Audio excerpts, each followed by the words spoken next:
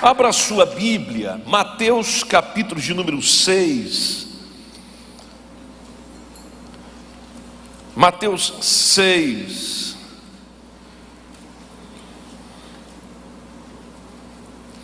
Versículo 25 a seguir. Olha o que diz: por isso vos digo, não andeis ansiosos pela vossa vida, quanto ao que haveis de comer ou beber, nem pelo vosso corpo, quanto ao que haveis de vestir. Não é a vida mais do que o alimento, e o corpo mais do que as vestes?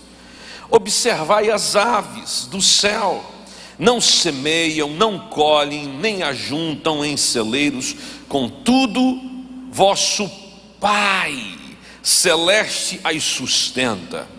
Porventura não valei vós muito mais do que as aves?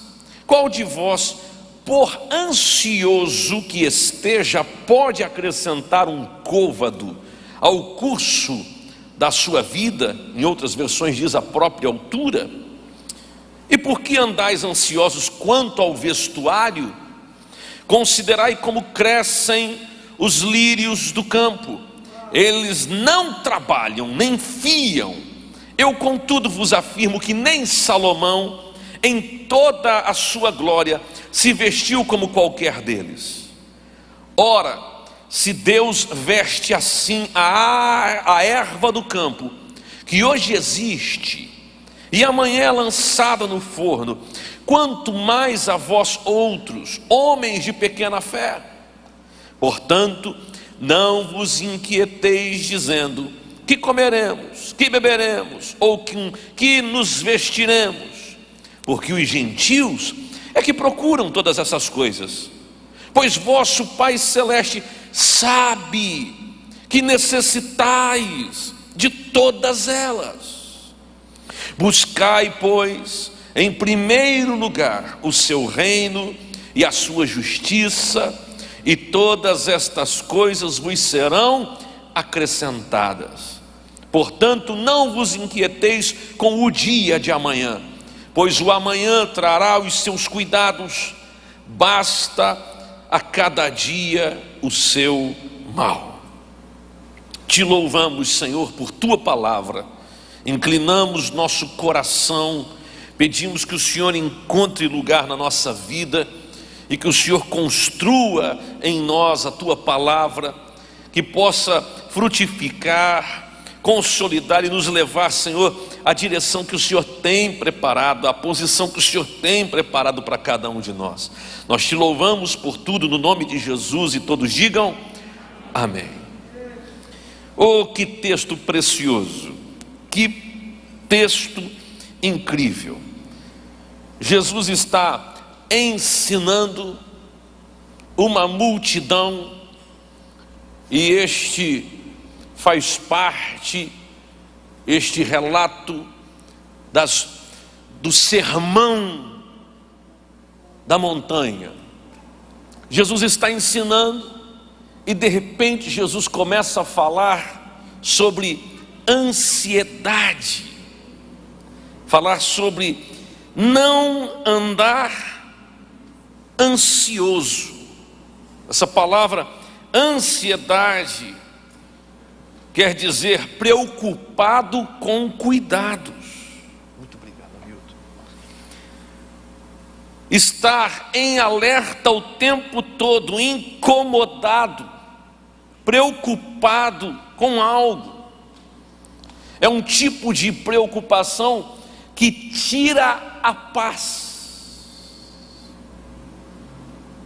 Sabe, aquele bem-estar, ele deixa de existir pelo excesso dessa preocupação.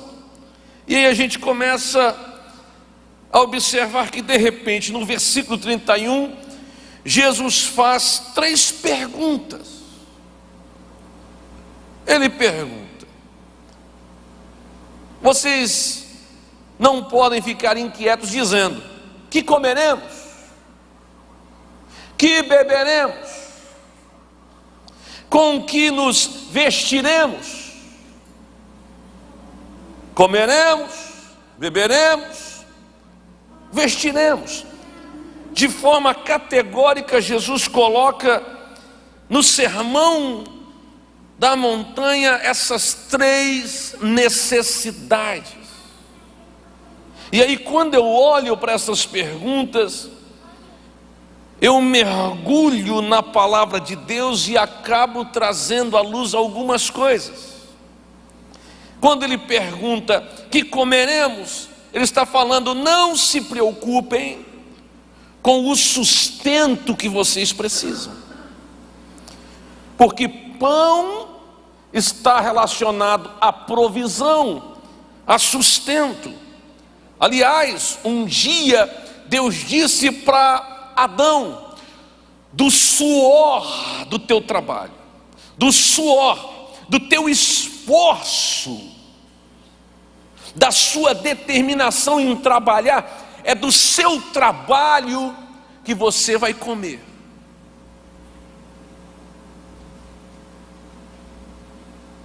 Olha isso, o homem tinha tudo à sua disposição no Éden, mas por conta do pecado, agora ele tem que trabalhar para ter o pão de cada dia. Mais do que isso, nós vamos ver o povo de Israel andando no deserto, caminhando em direção à terra prometida, e todos os dias Deus os sustentava. E uma das maneiras que Deus os sustentava era enviando do céu o maná, o pão, para que eles pudessem ter o sustento físico.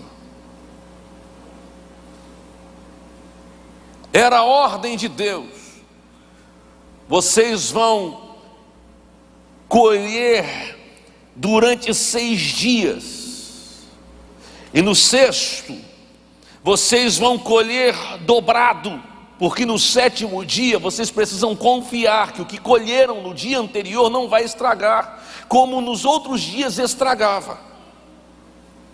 Deus estava ensinando o povo de Israel a depender dele. Em outras palavras, lá já no deserto, Deus estava dizendo: não andem ansiosos, porque se vocês fizerem o que eu disser que vocês precisam fazer, vocês não terão falta de nada.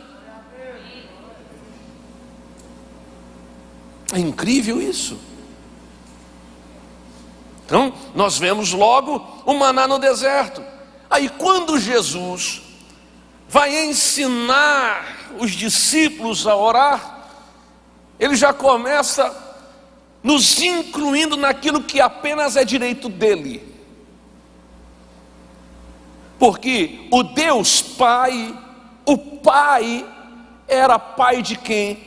Do próprio Cristo.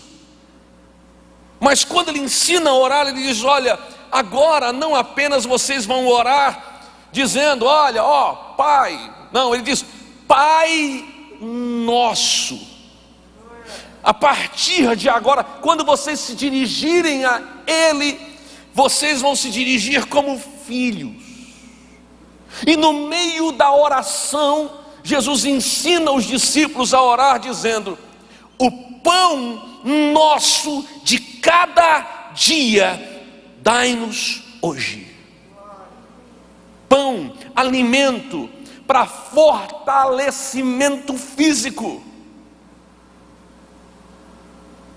Pão que comeremos, não se preocupe, não vai ter falta, vai ter provisão na sua mesa, não vai ter falta, porque o cuidado de Deus está sobre ti, não vai ter falta, porque quem te sustenta não te frustra, Ele cuida de você nos mínimos detalhes.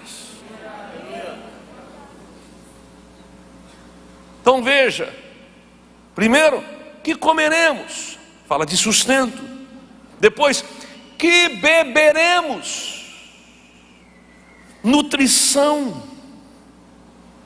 De maneira figurada, beber nos leva a pensar na alma. Aliás, o salmista diz no Salmo 42: como a corça anseia pelas correntes das águas, assim suspira a minha alma por ti, ó Deus. O salmista está observando a corça correndo, o cervo correndo em direção à água, sedento. E ele pensa: não existe lugar melhor para estar do que na presença de Deus. Escute, a nossa alma precisa de cuidado. Numa reunião que nós fizemos com as autoridades desse estado, quando as igrejas estavam fechadas, uma das palavras que eu disse foi: a igreja precisa estar aberta, porque os hospitais estão abertos. O hospital cuida do corpo de uma pessoa, dos sintomas no corpo, mas a igreja tem uma mensagem que encontra o coração, a alma, a mente de uma pessoa e revela a ela quem Cristo é. Somente Cristo pode saciar a sede de uma alma sedenta. Que beberemos? Talvez a tua alma está abatida, mas saiba que há água de Deus para você aqui.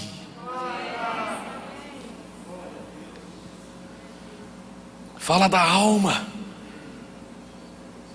Um dia Jesus chega em Samaria e tem uma mulher pegando água no horário que não tinha lá muita gente, porque ela não queria chamar a atenção. A vida dela não era reta, ela não tinha integridade. Então está ali Jesus e se encontra com ela, e nós conhecemos a história. O sentido da coisa é: a água, mulher, que você pode me dar, esta água é preciso beber todo dia sem parar, mas a água que eu te dou, esta água que eu te dou, faz com que você nunca mais tenha sede. A água que Jesus te dá satisfaz a tua alma por completo, te desprende. Ele mesmo disse: eu sou a água da vida. Quem de mim beber jamais tornará a ter sede. Você chega cheio de dúvida, com a alma ferida, cansado, quebrado, angustiado, triste, abatido. Aí você chega diante dele, porque errou tanto, e aí pensa: vou me encontrar com um Deus que vai me julgar. Mas quando você chega diante dele, ele não tem o dedo assim estendido para apontar, mas ele tem os braços abertos para te abraçar e dizer: pode se achegar a mim. Esse é o Cristo que eu e você servimos. E tem mais uma coisa que ele disse sobre água. Por isso que eu e você não precisamos ficar assim, preocupados, ansiosos com o que beberemos, porque aquele que crer em mim, o quê? Rios de águas vivas fluirão do seu interior. Você deixa de ser alguém sedento para se tornar uma fonte que alimenta por onde passa. Você deixa de ser alguém que precisa para ser alguém que fornece. É uma mudança absurda, porque sedento você vive atrás de respostas, de águas. Onde é que tem uma água? Onde é que tem eu quero beber mais um pouquinho? Onde tem? Você vive atrás de resposta. Está sedento, sua alma está sedenta. Mas quando você se encontra com Jesus, começa a crer nele, você se torna a resposta para os outros. Ao invés, alguém está esperando você dizer, onde é que tem água? Mas quando olha para você diz, está jorrando água da vida dele, tem uma fonte nele, tem uma fonte. E o que é essa fonte senão a presença do doce e amado Espírito Santo?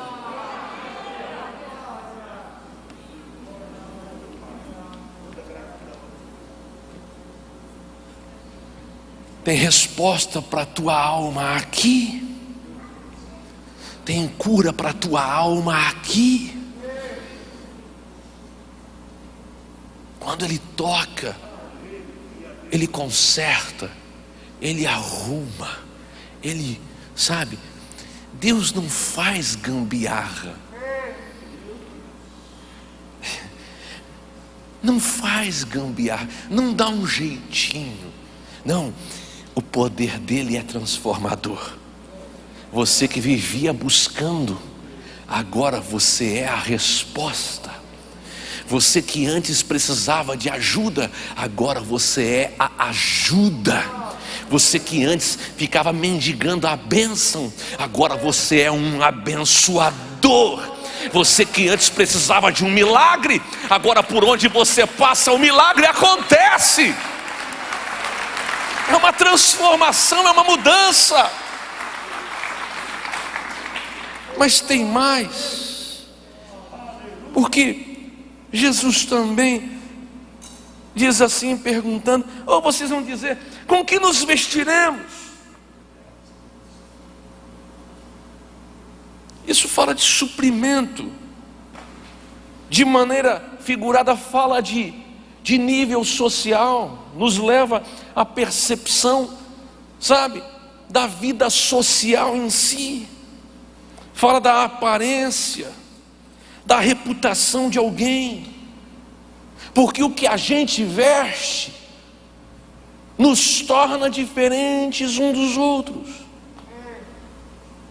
A religiosidade quer deixar todo mundo igual, porque se deixar todo mundo igual, nem a qualidade nem o defeito aparece. E Deus quer que você seja do jeito que você é. Quando você vem ao Senhor, você não tem que vir maquiado, você não tem que vir, não, você tem que vir como você é. Deixar que Ele trabalhe na sua vida. Não tente produzir uma mudança que Ele não produziu em você.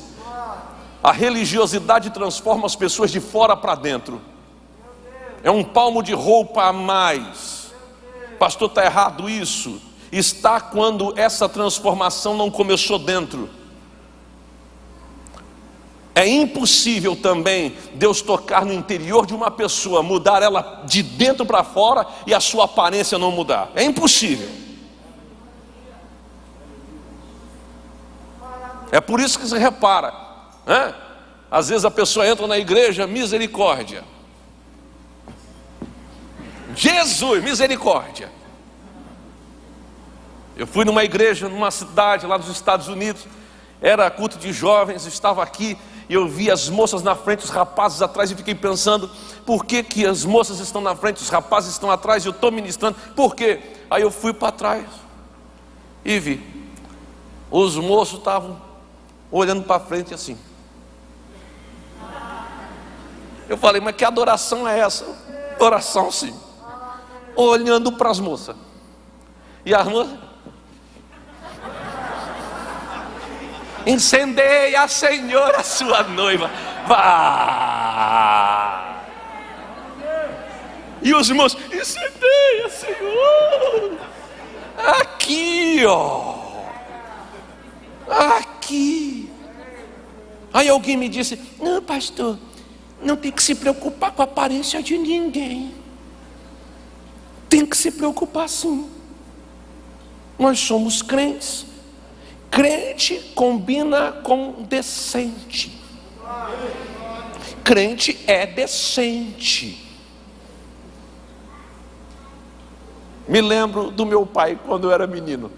Tem umas moças aí que usam a saia no pé, aleluia, mas a racha é aqui, misericórdia. Tem que ter cuidado. Você é um servo de Deus. Você tem pai e o teu pai é ciumento. Eu, quando a minha filha estiver crescendo, que aparecer, sei lá qual vai ser o nome dele. Ei, pastor, queria falar com a sua filha. Vou perguntar para ele: você sabe voar? Por quê? Porque aqui do 8º andar eu quero ver se você voa. É para aqui, rapaz. Ei, gastei dando educação, dei comida na boquinha, cuidei, roupinha. Aí vem um marmanjo. Ei, pastor, aqui, ó. Aí o pastor Marcos concorda comigo. Fala a Deus, é isso mesmo, fala mesmo, é. E você também, meu irmão, abre o olho. Aleluia, glória a Deus. Você está me entendendo? Pai é ciumento. Você acha que Deus está olhando para você? Deus tem ciúme de você, a Bíblia diz isso. Então tem que andar bonitinho. Tem que andar bonitinho. Roupa de uma pessoa fala muito sobre ela. Eu prego assim, mas às vezes eu venho de terno. Ontem teve convenção, botei um terno, mas não botei gravata. O pastor Marcos veio mais elegante que eu, com uma gravata bonita. Quando eu olhei e falei: uau, pastor, você está show. Nós. Mas o que isso tem a ver? Não tem nada a ver. Mas eu quero ver um advogado chegar na frente do juiz de bermuda. Eu vim aqui representar o meu cliente. O juiz vai dizer o seguinte: vai em casa, põe um terno, põe uma roupa adequada para o fórum aqui, e volta aqui que a gente conversa. Assim eu não te atendo. Até José, para se apresentar diante de Faraó, teve que até fazer a barba dele. Pastor, o senhor está falando que todo crente tem que ser com a barbinha feita. Não estou dizendo isso, irmão, pelo amor de Deus. Eu só estou dizendo, olha, que uma roupa identifica, gera identidade. Como é que olharam para Pedro? Ei, Pedro, calma aí. Ei, você é um deles. Você é um deles. Você estava lá querendo se aquecer. Não sou. Nunca tive com ele. Mas o teu jeito de falar é igual. E você se veste igual a ele. A roupa diz muito sobre quem você é. É ou não é, gente? Pastor, mas isso era para o dia da ceia, né? Eu furei na ceia, mas Deus me lembrou para falar hoje. Aleluia. Então veja como é importante isso. Agora eu acho lindo o fato de Jesus colocar no versículo 29 do capítulo 6, quando ele está ensinando, sobre a importância de confiar em Deus, a figura de Salomão. Jesus diz assim: olha, escute só, nem Salomão em toda a sua glória, isso está falando do quê? De prosperidade. Jesus está dizendo assim: sabe, aquele considerado o mais sábio de todos os tempos, dos reis de Israel, sei. Sabe, aquele que foi o mais rico da história como rei de Israel, sei, nem ele se vestiu tão bem quanto os lírios dos campos. Então escute, fica tranquilo que vai ter prosperidade, vai ter provisão, vai ter cuidado sobre a sua vida.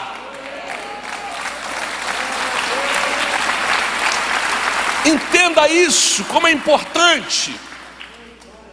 Você precisa confiar de tal forma, diga amém. A gente não serve a Jesus para ter essas coisas, mas a gente sabe que de nada teremos falta se Jesus for o centro da nossa existência, diga amém. É por isso que logo no versículo 32 Jesus coloca: o vosso Pai celestial sabe de tudo quanto vocês precisam. E aí o ensinamento é cirúrgico, é pontual. Mas buscai em primeiro lugar o seu reino e a sua justiça, e todas as outras coisas vos serão acrescentadas. Às vezes a gente está buscando aquilo que é para ser acrescentado como sendo prioridade, e é por isso que nada muda, nada acontece. A gente quer gozar da bênção de Deus sem assumir o compromisso. E aí nós ficamos tropeçando, esperando receber, sem viver a essência dessa realidade. Mas glória a Deus que você está aqui na Mais de Cristo. Escute, você não erra quando ora mais 5 minutos. Você não erra quando pela manhã abre a sua Bíblia e começa a pedir: fala comigo, Senhor. E você, enquanto ora, lê a Bíblia, e enquanto lê a Bíblia, adora. Enquanto lê a Bíblia, pede que Ele fale. Enquanto lê a Bíblia, você medita nela, e depois você sai para trabalhar conectado com o céu. Você não erra, você não erra, você não erra. Quando você diz: calma aí, calma aí, calma aí, primeiro eu vou orar para saber se isso é de Deus ou não. Você não erra. Você erra quando primeiro pensa que tem que fazer para depois orar. Geralmente, quando você vai pelo caminho de primeiro fazer para depois orar, você está orando para consertar o que você fez errado.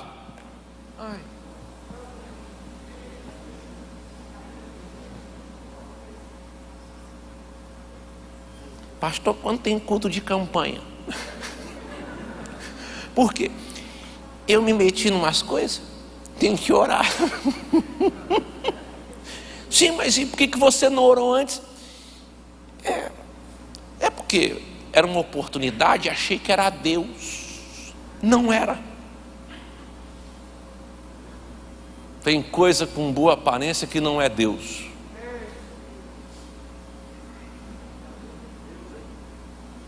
Me lembro de um hino antigo de uma irmã que dizia: o diabo vem com um sapatinho de algodão.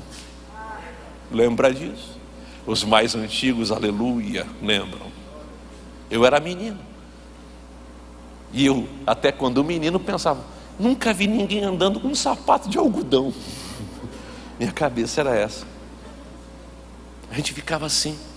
Mas na verdade está dizendo que o mal não vem como o mal, ele vem como se fosse uma coisa boa, uma boa oportunidade.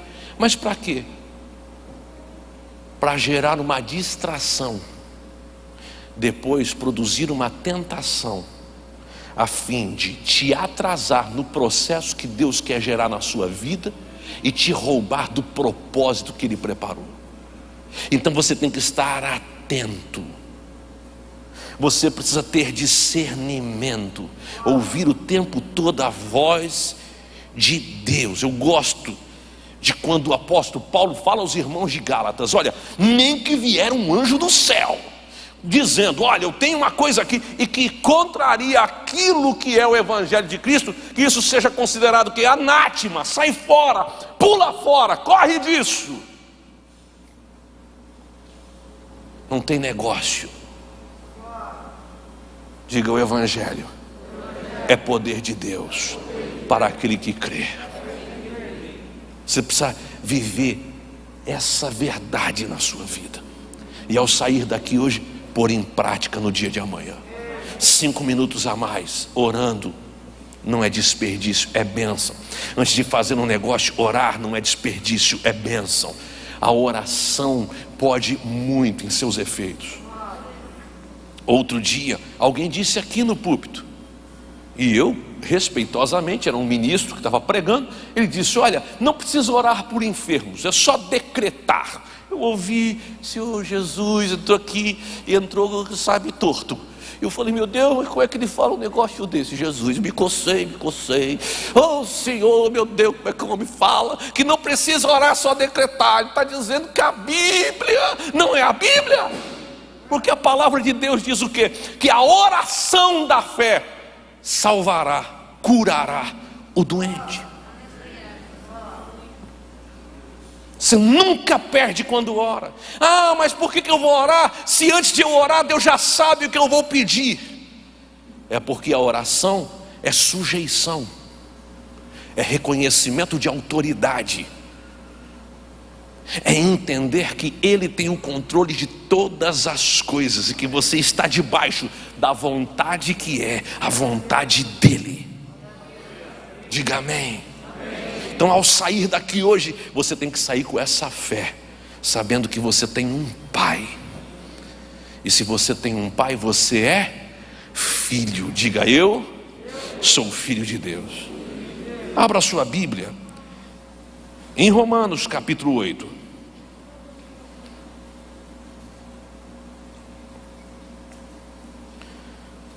Versículo 14.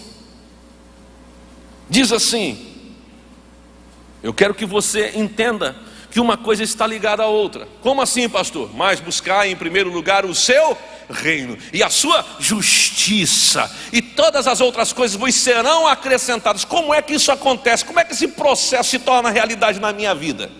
Olha aqui, versículo 14 do capítulo 8. Pois todos os que são guiados pelo Espírito de Deus são filhos de Deus. Porque não recebestes o espírito de escravidão para viverdes outra vez atemorizados, mas recebestes o espírito de adoção, baseados no qual clamamos Abba, Pai. O direito de levantar as mãos e dizer: Pai nosso que estás nos céus. Esse direito veio porque Ele veio para os seus, mas os seus não receberam. Mas a todos quantos o receberem, deu-lhes o poder de serem feitos filhos de Deus. Agora, o próprio Espírito, e veja que esta palavra Espírito aqui está com E maiúsculo, está falando do Espírito de Deus, do Espírito Santo. O próprio Espírito testifica com o nosso espírito. Olha só, o Espírito de Deus testifica com o Espírito do Júnior, o Espírito de Deus testifica com o Espírito do Michael, o Espírito de Deus testifica com o teu Espírito. O que ele testifica? Que somos filhos de Deus. Uau, uau, uau, uau, uau. O Filho tem autoridade dada pelo Pai. Você é filho de Deus. Você é filho. E por que isso aconteceu? Porque você recebeu a Jesus como teu único e suficiente Salvador. Sempre foi propósito de Deus resgatar a paternidade. Escute o que eu vou falar. Meu pai falhou comigo. Eu apanhava muito. Muito. Era nas pernas, era aqui, era nas costas, era na cabeça. Aqui assim, ó, apanhei muito. Mas se eu estou de pé aqui diante de vocês, eu acho que algumas surras daquela ajudaram. Apanhei. Foi injusto ele ter batido? Talvez. E eu cresci com um ódio dele. Quando eu tinha 16 anos, ele reuniu os filhos e em lágrimas disse: eu sou um homem de Deus, aprendi errado e eu quero pedir perdão porque errei. Sabe o que ele fez? Ele reparou a paternidade. Ele falou: sabe, eu errei, mas agora, a partir de agora, não quero. E ainda disse: se eu pudesse voltar atrás, eu não teria corrigido do jeito que eu corrigi vocês. Eu fui a Arananguá, terra do meu pai, e na casa de um dos tios, eu comecei a ouvir histórias sobre o meu pai. sobre seus irmãos, uma família grande. E aí eu tive uma descoberta incrível. Que descoberta?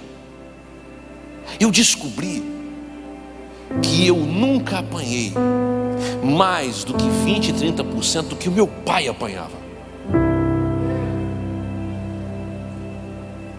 Eu comecei a entender, calma aí, ele aprendeu de um jeito, a escola foi ruim. Agora, desde o dia que ele disse, olha, se eu pudesse voltar no tempo, eu faria diferente. Aquele dia foi tão impactante, porque foi naquele processo que eu conheci a Deus. Porque meu pai sempre foi uma figura de Deus para mim, mas ele era duro. Então eu pensava que Deus também era duro daquele jeito. Eu tinha medo de pecar, e às vezes eu pecava, e eu tinha medo de Deus arrastar minha cara no chão, por mais que Deus fez algumas vezes isso. Mas 16 anos para frente, sabe quando eu tive encontro com Deus? Eu me tornei o chaveirinho do meu pai. Eu falei pela manhã, depois do almoço, estava lá a pessoa que trabalhava em casa fazendo um café. Antes eu brigava com ele o tempo todo, mas depois daquele dia, depois do meu encontro com Deus, quando o café estava ficando pronto, 16 anos, dá o café. Não, eu levo na mesa. Não, quem leva sou eu. Pegava a xícara para ele. Pai, cafezinho. Ele até primeiro ele ficou pensando, o que está acontecendo? Ele ficou pensando. Depois aconteceu um episódio. Na hora de levar o café para ele, ao invés de eu colocar açúcar, como eu não sou bom em culinária, eu coloquei sal. E ele falou, tu estava preparando para fazer essa pegadinha? Virou comédia. Até rir comigo ele começou a rir. Me lembro de ele sentado no escritório dele. Meu pai nunca foi assim muito afetivo, mas eu me lembro dele no escritório dele lendo a Bíblia, preparando um sermão, preparando reunião. E eu cheguei atrás dele e coloquei a minha mão direita aqui no cabelo dele e comecei a fazer carinho. E eu disse, pai, posso falar uma coisa para o senhor? Ele disse, pode, filho. Eu me lembro disso. Eu te amo, pai. E ele pegou a minha mão e puxou assim e disse, eu também te amo, filho. Olha, eu fico pensando, tudo porque ele descobriu que podia resgatar aquela paternidade. Se você é pai e você falhou, você pode resgatar a paternidade dos seus filhos. Agora escute, eu jamais iria bater nos meus filhos como meu pai um dia me bateu, nunca. Mas aprendi com cada surra que apanhei. Fez bem para mim, mesmo que parecia que fosse para o meu mal. Entenda, você até pode reclamar do pai que teve, mas os filhos que você tem ou que você há de ter é sua responsabilidade.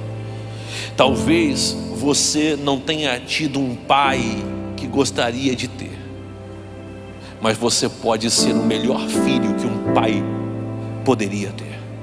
E nada tem a ver uma coisa com a outra, porque é uma decisão que você toma de fazer diferente, de amar quando podia odiar, de perdoar quando podia se vingar. Aliás, a maior de todas as vinganças se chama perdão.